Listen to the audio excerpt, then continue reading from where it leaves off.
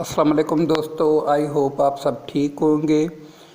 मैं हूं आज आपके साथ इलेक्शन ऑफिसर और फील्ड ऑफिसर, इनका जो ये पास्ट पेपर है आज हम इसको सॉल्व करेंगे पूरे पेपर को। ये ओरिजिनल पेपर था, इसको मैंने एडिट किया है, सॉल्व किया है तो आपको अच्छे से समझ में आ जाए। तो इसमें ये आप देख सकते हैं रोल नंबर है, बैच जो बैच थी उसका नंबर लिखना है, रोल नंबर है, टाइम अलोड 2 आवर्स है, इन्होंने 2 घंटे का टाइम दिया हुआ है और टोटल मार्क्स जो है वो 100 हैं। उसके बाद इसमें इंस्ट्रक्शंस हैं। Instructions for solving each part must be carefully followed. Use of mobile phones or any other gadget is prohibited. तो मोबाइल फ़ोन और कैलकुलेटर और इस तरह की कोई भी चीज़ जो है वो अलो नहीं है। All multiple choice question must be solved on question paper which shall be next with answer sheet.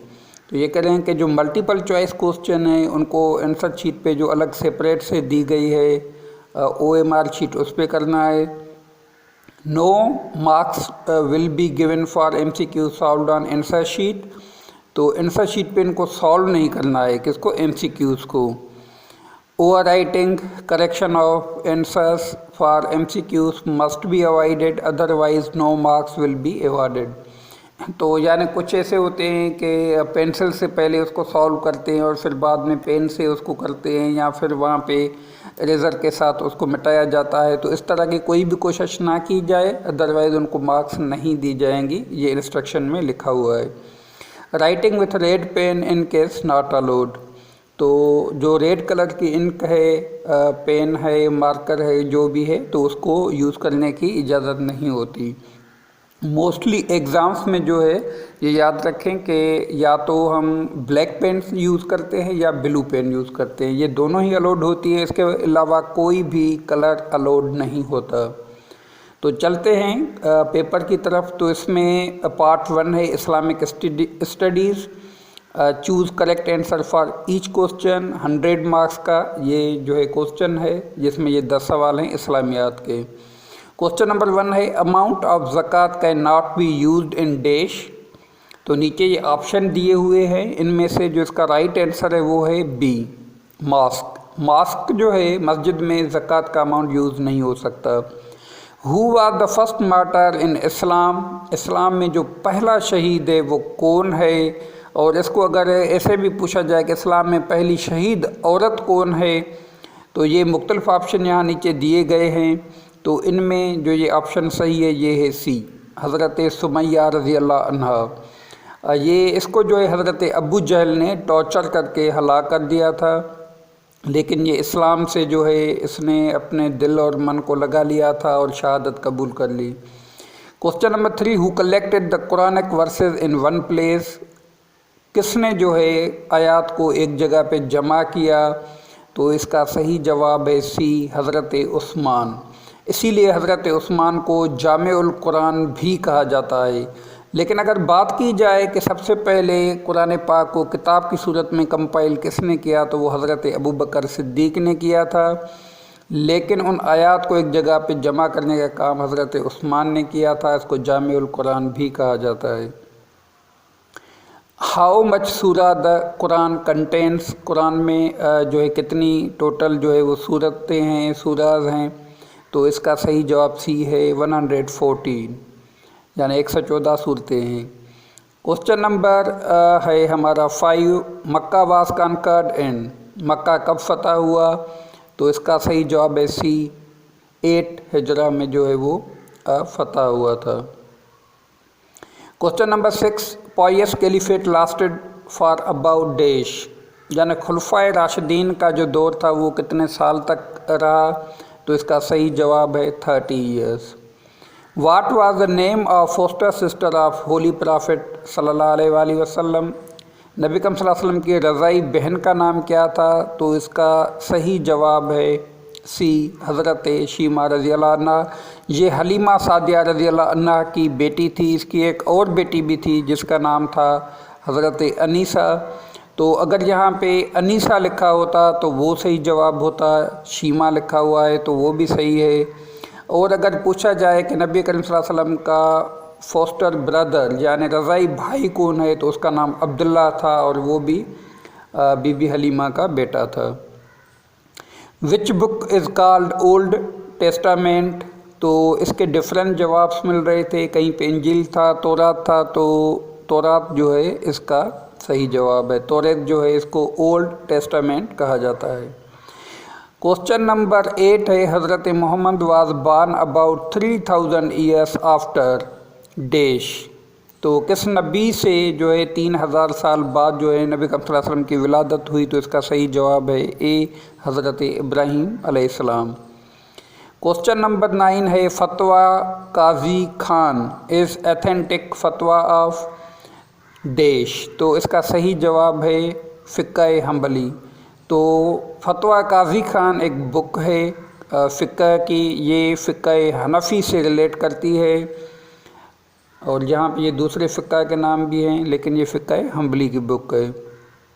अब बात आए पार्ट 2 पाकिस्तान स्टडीज़, इसके भी जो है 20 नंबर हैं। तो क्वेश्चन नंबर 1 है Pakistan resolution was moved by, तो इसका सही जवाब है ए के फजले हक, जो उस वक्त के बंगाल के वहाँ के मतलब हेड थे। Who served both as president and governor general of Pakistan, नीचे दिए गए लोगों में से किसने दोनों पोस्टों पे यानी सर्व किया, as a president and as a governor general, तो इसका सही जवाब है डी सिकंदर मिर्ज़ा। इसको हम अगर पूछा जाए कि लास्ट गवर्नर जनरल कौन था, तो यही था सिकंदर मिर्ज़ा। और अगर पूछा जाए कि पाकिस्तान के पहले प्रेसिडेंट कौन हैं, क्योंकि गवर्नर जनरल का जो है वो ओहदा ख़त्म किया गया 1956 में, जो कॉन्स्टिट्यूशन पहला नाफिज हुआ, तो फिर ये प्रेसिडेंट बन गए थे, वो सीट ख़त्म हो गई। तो ये पहले प्रेसिडेंट आखिरी गवर्नर हैं और ये दोनों पे रहे थे। क्वेश्चन नंबर 3 है objective resolution was passed by the constituent assembly of Pakistan on, करारदाद मकासद कब पास की गई, तो इसका सही जवाब है 12 मार्च 1949। क्वेश्चन नंबर 4 है concurrent list of the constitution of Pakistan was abolished through which amendment, कौन सी अमेंडमेंट के थ्रू जो है वो कंकरेंट लिस्ट जो है वो ख़त्म कर दी गई, तो ये थी 18th amendment. Reserved seats for women and non Muslims are filled through which of the following mode, तो इनमें से कौन से मोड के तहत जो है रिजर्व और नॉन मुस्लिम की सीट्स फिल की जाती हैं, तो इसका सही जवाब है बी थ्रू प्रोपोर्शनल रिप्रेजेंटेशन। जितनी यानी उनकी पोजीशंस होती है असेंबली के अंदर, जितनी सीटें होती है उस हिसाब से उनको अलोकेट की जाती हैं सीटें, कि वो रिज़र्व सीट्स पे अपने जो है कैंडिडेट उनको इलेक्ट करें या सिलेक्ट करें। क्वेश्चन नंबर 6 है when was the state of Swat annexed to Pakistan, Swat रियासत पाकिस्तान में कब शामिल हुई, तो इसका सही जवाब है ए 1969। क्वेश्चन नंबर 7 है on 7 August 1947 Mohammad Ali Jinnah left India for the last time and flew to dash, तो इसका सही जवाब है ए कराची। क्वेश्चन नंबर 8 है Pakistan ideology is based on the ideas of dash, तो इसका सही जवाब है सी इस्लाम। क्वेश्चन नंबर 9 है Liaquat Ali Khan the first prime minister of Pakistan while addressing a gathering at Rawalpindi was assassinated on dash, तो इसका सही जवाब है बी 16 अक्टूबर 1951। क्वेश्चन नंबर 10 है जी who divided Bengal into east and west Bengal in July 1905, तो जुलाई 1905 में बंगाल को किसने तकसीम कर दिया ईस्ट और वेस्ट बंगाल में, तो इसका सही जवाब है ए लॉर्ड कर्जन, उस वक्त के गवर्नर जनरल लॉर्ड कर्जन ने जो है ये पार्टीशन की थी। Which radio station already existed at the time of creation of Pakistan, Pakistan जब बना था तो कौन से शहर में ऑलरेडी रेडियो स्टेशन मौजूद था, इसका सही जवाब है A Peshawar. Who led Shimla deputation in 1906?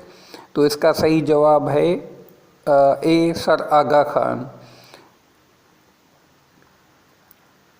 Question number है जी 13 है, When was 17th Amendment Bill rectified by the President after getting passed by both houses of Majlis-e-Shura? तो इसका सही जवाब है दिसंबर 2003। क्वेश्चन नंबर 14 है, first session of All India Muslim League was laid on 29th and 13th December 1907, where was it held? तो Muslim league का जो पहला सेशन हुआ था वो 29-30 दिसंबर 1907 को हुआ था, लेकिन किस शहर में हुआ? तो इसका सही जवाब है सी कराची। कराची में ऑल इंडिया मुस्लिम लीग का पहला इजलास हुआ था। और क्वेश्चन नंबर हमारा है 15, in which year Pakistan became republic? Pakistan republic कब बना? तो ये बना था 1956 में, जो कॉन्स्टिट्यूशन ऑफिस हुआ तो ये पाकिस्तान जो है रिपब्लिक बन गया, और ये 23 मार्च 1956 को ये नाफिज हुआ था। Who for the first time translated the Holi Quran in Urdu language? किसने उर्दू लैंग्वेज में कुरान को सबसे पहले ट्रांसलेट किया? तो इसका सही जवाब है बी शाह अब्दुल कादिर एंड शाह रफ़ीउद्दीन। इन्होंने कुरान पाक का जो है वो ट्रांसलेट किया उर्दू में सबसे पहले। क्वेश्चन नंबर 17 है, who was first women speaker of national assembly? National assembly की पहली औरत स्पीकर कौन थी पाकिस्तान में? तो इसका सही जवाब है बी फातिमा मिर्ज़ा, और ये उस वक्त पाकिस्तान पीपल्स पार्टी की मेंबर थी। अभी जो ये हैं ये ग्रांड डेमोक्रेटिक अलाइंस GDA के जो है नॉमिनेटेड कैंडिडेट थी, MNA हैं, और अभी ये फेडरल मिनिस्टर भी हैं। और ये किस डिपार्टमेंट की फेडरल मिनिस्टर हैं ये आप मुझे बताएंगे कमेंट्स में लिख के कि ये अभी किस डिपार्टमेंट की फेडरल मिनिस्टर हैं इस वक्त। क्वेश्चन नंबर 18 है, how many seats are reserved for non Muslims in the national assembly of Pakistan? तो नॉन मुस्लिम्स की कितनी सीट्स जो हैं वो रिज़र्व हैं कौमी असेंबली में? तो इसका सही जवाब है सी 10 सीटें हैं। क्वेश्चन नंबर 19 है, who was the first commander in chief of army? तो इसका सही जवाब है जनरल फ्रैंक मेजरवी। ये पहले जो थे commander in chief of army थे। क्वेश्चन नंबर है जी 20, Indus water treaty was signed between Pakistan and India in 1960। उसके बाद जी ये है part 3 general knowledge, fill in the blanks है। Headquarter of UN is situated in which of the following? तो इसका सही जवाब है बी न्यूयॉर्क। UN का जो हेडक्वार्टर है वो न्यूयॉर्क में है। Headquarters of international court of justice is situated इन? तो इसका सही जवाब है सी द हेग। ये नेदरलैंड का सिटी है द हेग, वहाँ पे इंटरनेशनल कोर्ट ऑफ जस्टिस का हेडक्वार्टर है। The UN security council consist of how many permanent members? तो इसका सही जवाब है ए 5। इसके जो परमानेंट मेंबर्स की तादाद है वो 5 होती है, और जो नॉन परमानेंट मेंबर्स हैं उनकी तादाद 10 होती है। टोटल मिला के 15 हो जाते हैं। Russia invaded Afghanistan in the year 1979 को जो है अफगानिस्तान में इन्वेजन किया था रशिया ने। RCD was signed between Iran, Turkey and Pakistan in the year 1964. The name of common mineral salt present in sweet is? तो इसका सही जवाब है C sodium chloride. Iraq's old name was? Iraq का पुराना नाम क्या है? तो इसका सही जवाब है B Mesopotamia. Jinnah of Pakistan, Jinnah of Pakistan ये एक बुक है, इज़ रिटन बाय, किसने लिखी है? तो इसका सही जवाब है ए स्टैनले वोलपर्ट। ये स्टैनले वोलपर्ट की किताब है जनाह ऑफ पाकिस्तान। और इसकी एक और मशहूर किताब है जो वो भी कभी पूछी जाती है, जुल्फ़ी ऑफ पाकिस्तान। ये किसकी किताब है? तो ये भी स्टैनले वोलपर्ट की है। Who is the sitting prime minister of Turkey? यहाँ पे सवाल पूछा गया है कि तुर्की का जो अभी मौजूदा प्राइम मिनिस्टर है वो कौन है, प्रेसिडेंट नहीं प्राइम मिनिस्टर। अगर प्रेसिडेंट पूछा जाए तो अभी तक यही है रेसेप तैयब एर्दोगान, लेकिन प्राइम मिनिस्टर की बात की जाए तो ये बिनाल यल्दिरम थे। लेकिन 9 जुलाई 2018 को 9 जुलाई 2018 को उन्होंने अपने आइन में अमेंडमेंट करके पीएम की जो पोस्ट थी, प्राइम मिनिस्टर की जो सीट थी, उसको ख़त्म कर दिया। अभी तुर्की का कोई भी पीएम नहीं है, वहाँ पे सिर्फ और सिर्फ प्रेसिडेंट है। अच्छा, क्वेश्चन नंबर आपका 6 है, organisation of Islamic cooperation was established in year. तो इसका सही जवाब है 1969, बी ऑप्शन सही है। अच्छा, उसके बाद जो है ये आपके MCQs पोर्शन था, जहाँ पे ये पूरा हो गया। अब यहाँ पे रिटन पार्ट इन्होंने रखा है, और क्वेश्चन नंबर 7 में इन्होंने लिखा है कि right a brief note on China Pakistan economic corridor CPEC and its impact on Pakistan economy. ये बहुत ही इंपॉर्टेंट टॉपिक है, ये कॉम्पिटिटिव एग्ज़ाम्स में भी आता रहा है जब से ये यानी प्रोजेक्ट शुरू हुआ है। तो इस पे एक छोटा सा ब्रीफ नोट लिखना है, तो मैंने अपने हिसाब से यहाँ पे ये लिख दिया है, और इसमें मैंने वो चीज़ें शामिल की हैं जो कि GK में भी आ सकती हैं। आप यहाँ पे वीडियो को पॉज करके इस आर्टिकल को पढ़ सकते हैं, देख सकते हैं। उसके बाद जो है क्वेश्चन नंबर 8 है, write brief note on Shanghai cooperation organisation and its role in the region. तो जो ACO है उसके लिए कहा गया है कि उस पर ब्रीफ नोट लिखें और इसका क्या रोल है रीजन में। तो यहाँ पे भी मैंने एक छोटा सा नोट लिखा है जो कि फुल ऑफ नॉलेज है, मालूमात से भरा हुआ है। अगर आप इसको देखना चाहते हैं, पढ़ना चाहते हैं, तो इसको वीडियो को यहाँ पे पास करके आप इसको रीड कर सकते हैं। यहाँ पे मैं रीड नहीं करता, टाइम ज़्यादा लग जाएगा, तो ये भी आप देख सकते हैं। उसके बाद है जी question number 4, write a letter from a father to a son on hajj and its philosophy. तो बाप को अपनी बेटे की तरफ एक ख़त जो है वो आप कह रहे हैं कि लिखें, जिसमें उसको हज और उसकी फ़िलासफ़ी समझाएं। अपने बेटे को ख़त लिख के हज और उसकी फ़िलासफ़ी पे बात करें। 10 मार्क्स का ये क्वेश्चन है। तो ख़त में रूल ये होता है कि जब आप लेटर लिख रहे हैं किसी को, तो उसकी जहाँ पे पहले आपने जो है एड्रेस लिखनी है। इस साइड पे आप देख रहे हैं, यहाँ पे आपने एड्रेस लिखना है। उसके बाद मतलब आपने लिखना है, उसको एड्रेस करना है, और जो रिलेटिव होता है या मतलब जिस तरीके से जो लेटर्स के रूल्स होते हैं उस हिसाब से हमने उनको किस तरीके से शुरू करना है।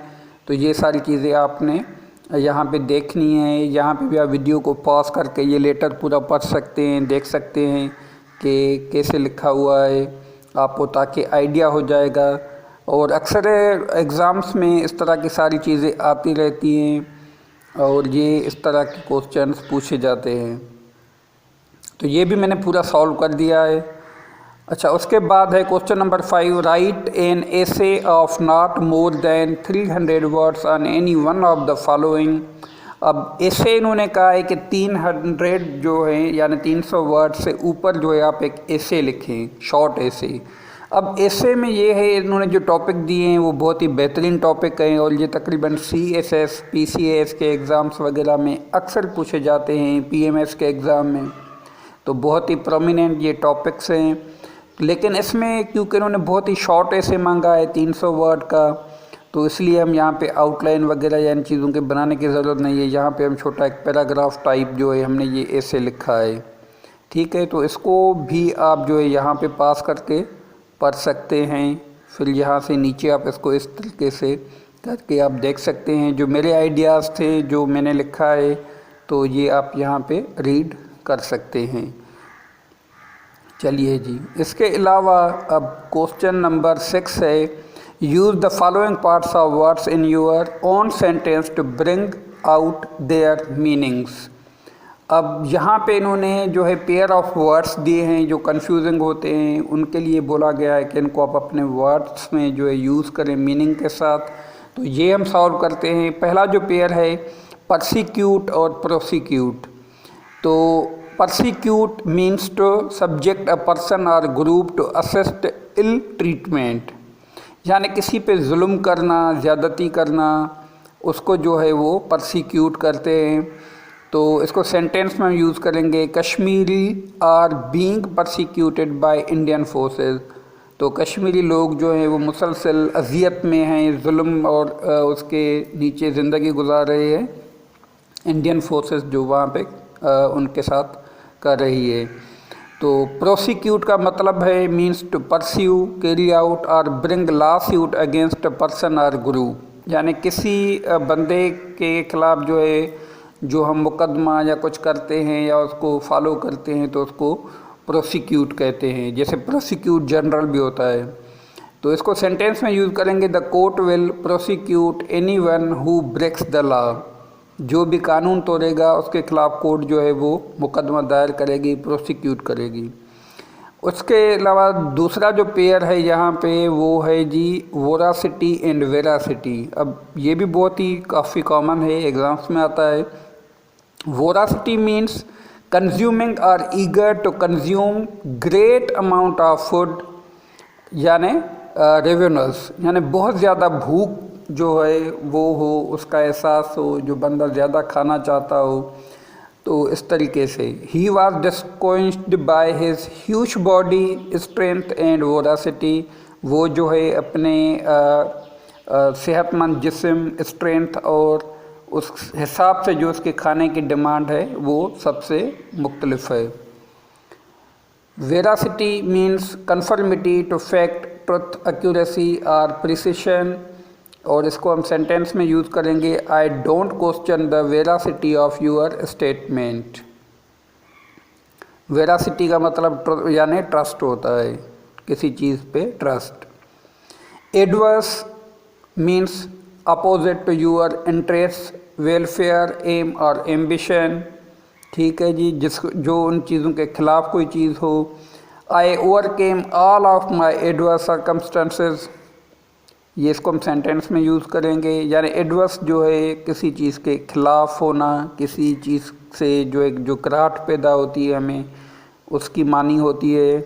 अवर्स का मतलब है जी मीन्स टू स्ट्रांगली अपोज और डिसलाइक, किसी चीज़ से शदीद नफ़रत करना। They always averse to taking risks. ठीक है, वो जो है हमेशा जो जोखम वाले काम हैं उनको करने से बिल्कुल ही नफ़रत करते हैं कि कोई भी ऐसा काम ना किया जाए जिससे कि कोई नुकसान हो।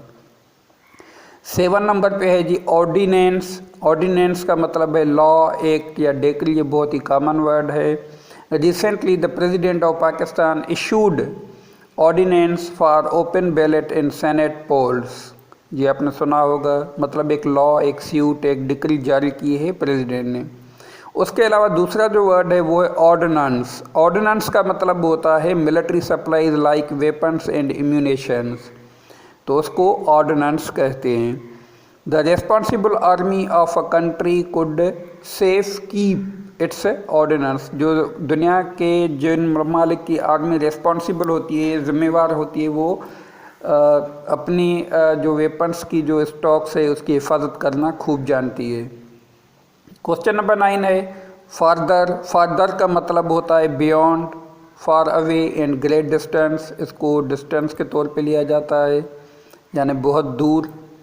तो इसको हम सेंटेंस में यूज़ करेंगे, they live in the father house. तो वो जो है बहुत ही दूर एक घर में रहते हैं। और 10वें नंबर पे further. Further means in addition और फर्दर मोर, यानी अलावा, उसके अलावा मज़ीद। He trust that the time will tell further in future. उसको यकीन है कि टाइम ही मज़ीद बताएगा फ्यूचर में कि क्या होगा। अच्छा, क्वेश्चन नंबर 7 है use the following phrases idioms in your own sentence. ये 5 मार्क्स का है। तो इसमें इन्होंने फ्रेजेज और इडियम्स दिए हैं 5, जिनको यूज़ करना है अपने सेंटेंस में, वो हमने यहाँ पे सॉल्व किया है। पहला है olives branch. Olives branch means something offered with hope to obtain peace. इसको हम सेंटेंस में यूज़ करेंगे, management is holding out an olive branch to the strikers. ठीक है, ये कोई ऐसी अलामती चीज़ यानी जो पीस के तौर पे पेश की जाए, प्रपोज़ल हो, तो उसको ओलिव्स ब्रांच कहा जाता है। और बाज़ औक़ात इसको कहते हैं olive branch is the symbol of peace. Question number 2 में है जी यहाँ पे take someone's to the cleaners. ये ईडियम है, take someone's to the cleaners means take all money और assets through unfair way and dishonestly, यानी धोखेबाजी से किसी के सारे पैसे या उसके सारे असासे जो है वो हासिल कर लेना। तो इसको सेंटेंस में यूज़ करेंगे, he had a lot of dishonest partners who really took him to the cleaners, यानी इसके बहुत सारे ऐसे बेईमान जो है वो साथी हैं जो इसकी दौलत को गैर कानूनी तरीके से हासिल करना चाहते हैं। और तीसरे नंबर पे है जी leave in the lurch means abandon और desert someone in difficult straits, किसी को बहुत ही मुश्किल और पेचीदा हालात में छोड़ देना, उसको वहाँ पे अकेला तन्हा जो है रखना। तो इसको हम सेंटेंस में यूज़ करेंगे, he was angry enough to quit without giving notice leaving his boss in the lurch. और चौथे नंबर पे है जी yeoman service means good useful और वर्कमैन लाइक सर्विस। तो इसको सेंटेंस में यूज़ करेंगे, his trusty squad did him yeoman service, जो उसकी काबिले भरोसा तलवार है वो इसके लिए बहुत ही फ़ायदेमंद है, यूज़फुल है, जो उसके काम आती है। क्वेश्चन नंबर 5 जो है यहाँ पे वो है जी to wash one's dirty linen in public.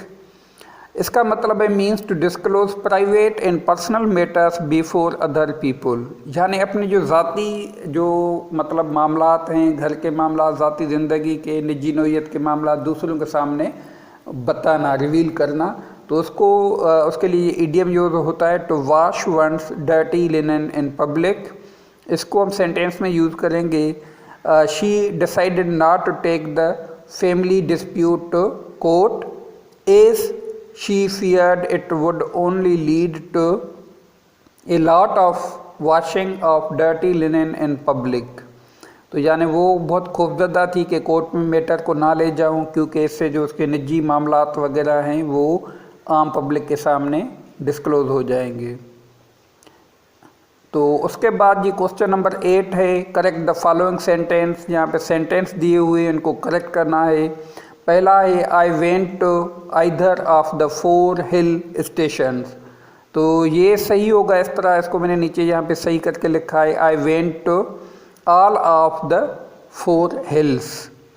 और दूसरा है जी where you went in the vacation.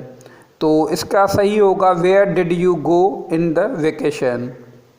तीसरे नंबर पे I congratulate you for your success. तो इसका सही होगा I congratulate you on your success. ठीक है जी। क्वेश्चन नंबर 4 जहाँ पे जो सेंटेंस है you have read it isn't it. तो इसको जो सही लिखा जाएगा वो होगा you have read it haven't it. Isn't की जगह पे हैवेंट होगा। अच्छा, 5वें नंबर पे है नीदर ही नार आई आर एट फॉल्ट। तो इसका सही होगा नीदर ही नार आई एम एट फॉल्ट। और 6 नंबर पे है he has visited as many historical places as one has or can visit. तो इसको हम 6 नंबर पे इस तरह करेंगे कि he has visited as many historical places as one can have or could visit. ठीक है जी। ये आप इनको पास करके आराम से इन सब सेंटेंसेस को देख भी सकते हैं और हो सके तो नोट कर लें, ये बहुत ही काम आते हैं। 7 नंबर पे जी paper is made of wood. ये मेड ऑफ जो है ये वैसे तो सही है, ये इससे यूज़ होता है, लेकिन यहाँ पे इसमें मिस्टेक ये है कि the paper is made from would. तो ये हम फ्राम वुड उस जगह पे यूज़ करेंगे कि जो हमारे पास जो चीज़ बन के हमारे सामने आई है, जो उसका रॉ मटेरियल है, वो एंड वाले शेप में हमारे सामने ना हो, जिसे हम ना देख सकते हों। तो उस चीज़ पे हम फ्राम यूज़ करेंगे कि ये चीज़ जो है ये इस चीज़ से बनी है। ठीक है जी। तो 8वें नंबर पे Sajid as well as Salim was late. तो इसके दो तरीके हो सकते हैं करेक्शन करने के, जो मैंने यहाँ पे किया है, both Sajid and Salim were late, ये भी सही है। या फिर ये ऐसे ही होगा कि जैसे ये यहाँ पे लिखा हुआ है Sajid as well as Salim was late, ये भी सही है। ये दोनों ही सही माने जाएंगे, इसको भी सही माना जाएगा, लेकिन इसका दूसरा जो लिखने का तरीका है वो ये हो सकता है कि both Sajid and Salim were late. अच्छा, 9 नंबर पे है ही सोर फ्रॉम गॉड, उसने खुदा की कसम ली। तो इसको 9th को मैंने सही किया है कि फ्रॉम की जगह पे हम बाय लगा देंगे, ही सोर बाय गॉड, उसने खुदा की कसम उठाई। और 10वें नंबर पे जी they run directly to their college, तो इसको हम लिखेंगे यहाँ पे दे रन, ये डायरेक्ट लिखा हुआ है यहाँ पे, क्योंकि यहाँ पे हम एडवर्ब यूज़ करते हैं वर्ब के बाद जो आता है, तो वो मतलब सीधा भागे। दे रन डायरेक्ट नहीं, ये डायरेक्टली होगा, they run directly to their college. तो ये था दोस्तों सॉल्व्ड पेपर इलेक्शन ऑफिसर और फील्ड ऑफिसर के लिए। तो आई होप आपने इसको देखा होगा और ये आपके लिए बहुत ही हेल्पफुल होगा अगर आप इसको देखेंगे और इसी हिसाब से अपनी प्रिपरेशन रखेंगे। और मज़ीद जो नेक्स्ट हमारी होंगी सीरीज़ होंगी, वीडियोस होंगी, वो हम प्रॉपर बना रहे हैं, अभी कुछ दिन ही बाकी रह गए हैं, तो हमारे साथ रहिए, चैनल पे सब्सक्राइब कर दीजिए। हम आपको पूरी सीरीज़ देंगे इलेक्शन ऑफिसर की तैयारी की, और इंशाल्लाह अगर आप 7 दिन भी हमारे साथ रहे तो आई होप कि आप ये टेस्ट क्वालिफाई कर लेंगे। तो इंशाल्लाह मिलेंगे नेक्स्ट वीडियो में। Thanks for watching.